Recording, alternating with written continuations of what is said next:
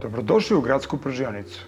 Ja sam Mihajlo Kovačević, a danas ću pokušati da vas uvedem u svet trgovine kafe.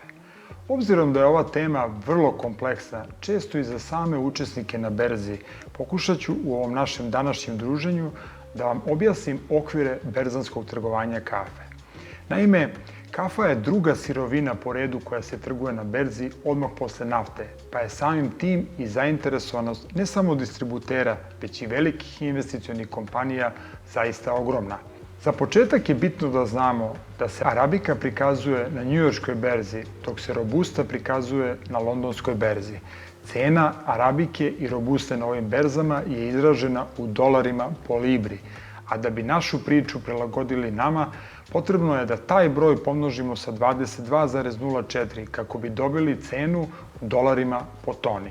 Obzirom da postoji veliki broj arabika i robusta i da ih je nemoguće sve izlistati na berzama, uvek se dogovara diferencijal između eksportera i distributera.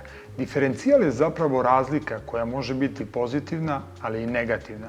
Navešćemo primer, ako recimo diferencijal za brazilski Rio Minas iznosi -40, za Kolumbiju iznosi +10, pa ćemo tako na dan kupovine cenu sa berze za brazilski Rio Minas oduzeti za 40 i pomnožiti sa 22,04 da bi dobili njenu trenutnu cenu po dolarima po toni. Dok bi za kolumbijsku kafu uzeli cenu sa berze, dodali joj broj 10 i pomnožili sa 22,04 da bi dobili njenu trenutnu cenu u dolarima po toni. Trenutna cena na berzi kafe zavisi od mnogo relevantnih faktora: godišnjeg prinosa u zemlji najvećih uzgajivača, prognoze prinosa za sledeću godinu, vremenskih uslova, političkih prilika, ponekad zavisi od špekulacija, u zavisnosti da li investicioni fondovi kupuju velike količine kafe, pri čemu čekaju rast cena kako bi je prodali i ostvarili profit i na taj način izazivaju poremećaje na tržištu.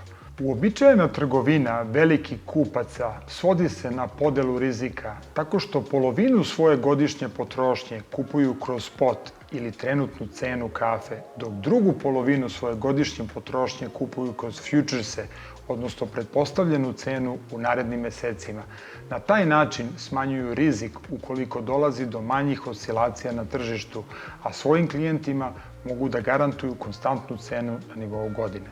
Često se u praksi dešava da je kafa jeftinija kod eksportera nego kod proizvođača, ali to je zato što je eksporter kupio kroz futurese, odnosno platio unapred za narednu godinu.